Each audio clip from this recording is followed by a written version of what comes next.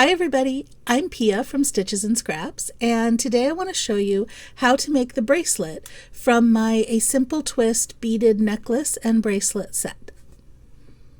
I have about 90 beads on my thread already. I did count, but I like to put a few extra on just in case I've made a mistake or I miscounted, or even if a bead breaks for some reason, anything like that. So I have some more that have fallen out here, maybe about 10. So I'm just going to put the rest of those on. And I like to use this kind of a beading needle. It's actually not a beading needle, it's a needle threader. And it's made out of something similar to fishing line. And they come in packs like this. So they're really easy to use, really convenient, and pretty cheap. So I go ahead and use these. So put your thread through the big eye of the needle, and then to pick up the beads, and sometimes they go flying, but usually I just tip it over with the tip of the needle like that. So you put the tip of the beading needle into the center, and the bead will just tip over and get on the needle. There we go.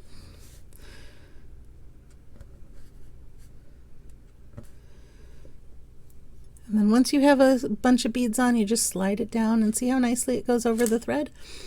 Really easy to use. I love using these kind of beading needles, which aren't really needles.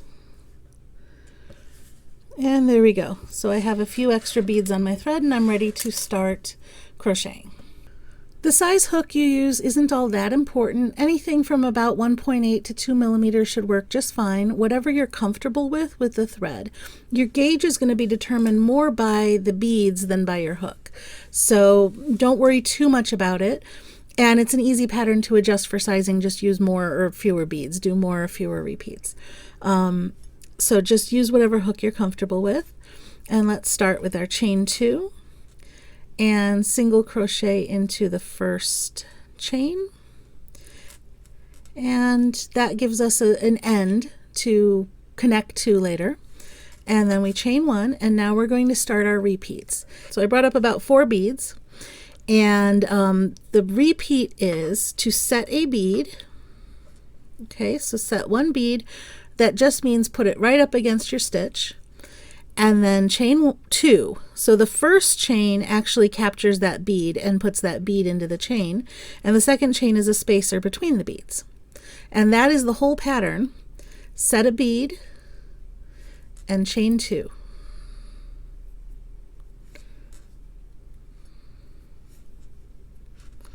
And set another bead and chain 2. And keep going like that until you've used 30 of the beads, or if you're doing the necklace, I believe it's 90. Basically a third of however many beads that you strung on there, because we're going to have 3 chains that are the same size. So I'm going to keep doing this. Set a bead, chain 2, and now I can bring a few more beads up. That is too many for me to manage. There we go. Set a bead, chain 2.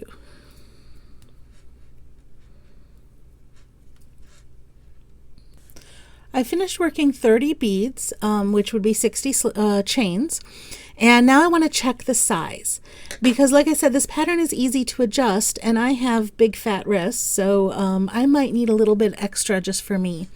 What I want to see is that when I hold the 2 ends together, I can slide my hand in really easily, and there's some give as well. There's lots of extra space because I'm going to use up that extra space when I twist. Now for me, I can slide that in pretty well, but I want this really twisty. I don't want loose chains on this bracelet. So I'm going to give myself an extra 2 beads, and that's just because I have big hands. Feel free to make those adjustments, and this is another reason why it's good to add extra beads when you're stringing your beads, because if I didn't have the extra 6 beads to work with, then I wouldn't be able to make this adjustment. If you find that you think it's too long, you can take off a couple of beads as well. So feel free to adjust. I'm just going to finish these last 2 beads. Set a bead, chain 2. Oops. There we go. And set a bead and chain 2. And that is the end of row 1. For row 2, we're going to chain 2 again because we want to put something to anchor to at this end. We already have the single crochet at the other end. We need to add one here. So I've chained 2 and I'm going to do a single crochet in the second chain from that hook. And now I start pretty much the same thing as row 1. You start with a chain 1 as a spacer, and then we're going to pull our beads up again.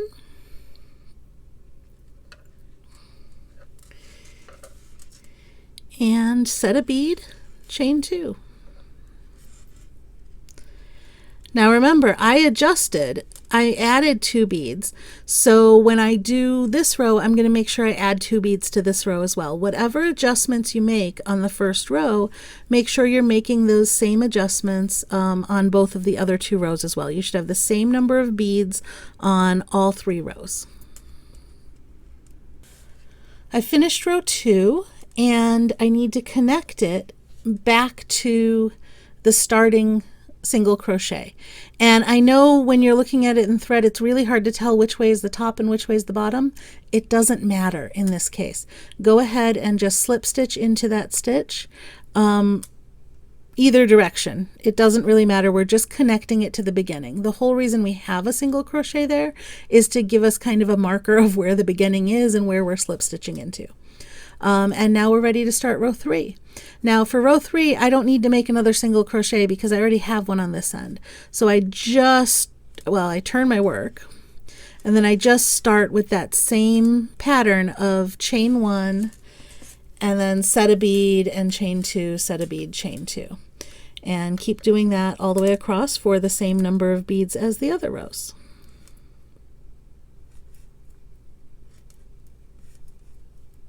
I'm done with row 3. I have 6 beads left over, which is totally fine. Just push your extra beads away out of your way. And now let's find our starting corner here. Here we go, from row 2.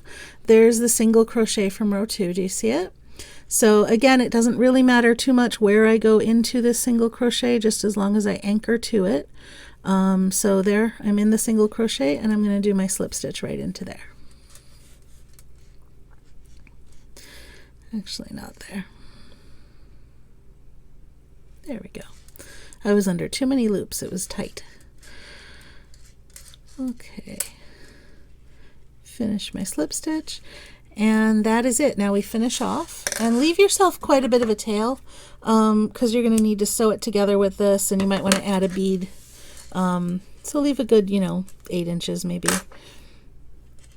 6 to 8 is probably fine. And then pull it out.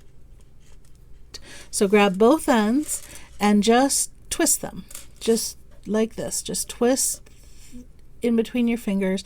Try and keep your twist fairly even across both ends. Try not to let go. If you let go, it'll all untwist. Okay, and twist it a little bit tighter than what you think you actually want, because when you start to sew it together, you're probably going to untwist it a little bit too.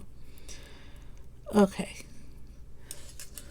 So I think that's a good twist for me. I don't want it to get to where it's twisting up on itself too much. So that's a good enough twist for me. Now I'm going to hold both of these together so that I don't lose that twist.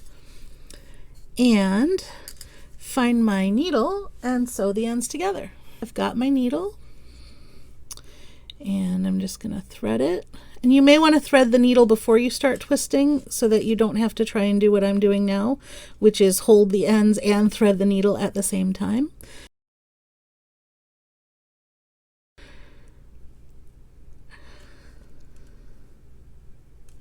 There we go. Needle is threaded. Yeah, I would probably recommend doing that first because it was kind of fiddly to hold on to the ends. But now I've got 2 single crochets here, and I'm just going to take this and sew those 2 together.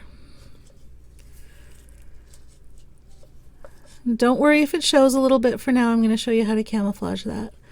Sew those 2 together. Go in and out a few times until you feel they're pretty, until you feel they're pretty solid. My yarn has split here. There we go. Now, if you feel like that gap See how there's a little bit of a gap there between the beads? If you feel like that gap is too much, here's the trick for how to fix that. Okay, get your beading needle back out, and let's add one bead to each of these tails. And yeah, this yarn is this thread is completely shredded, but that's okay, we'll work with it. Worst case, I can cut off that metallic bit and finish with the rest of it, but I need to get one bead for each tail, so I'll just pull them right off of this other thread that I have here. There we go. And just stick one bead onto this tail. And then I can stick one bead onto the other tail as well.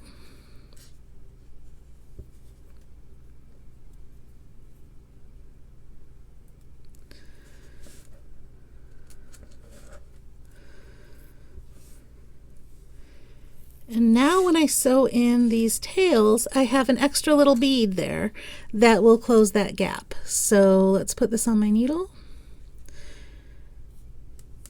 And I'm pushing that bead right up against this seam here. And I'm just going to push it up there and hold it. And I'm just going to weave in my tail like I normally would. I like to be really thorough with my weaving in because I tend to be really rough on my jewelry in particular, so I want to make sure it's not going to pull out. There we go, snip off the end, and now we've got one extra bead there that kind of camouflages that gap. When I put the other one there, it'll really fill it in, and then you won't even really be able to tell that that's where the seam was. And that's how you make the twisted beaded bracelet. Now, to get this to relax a little bit, even everything out, I'm going to soak it in some water. I like to use a little bit of fiber conditioner, fiber rinse product to kind of soften it up a bit, and that'll make everything relax really nicely and even everything out. And then that's it.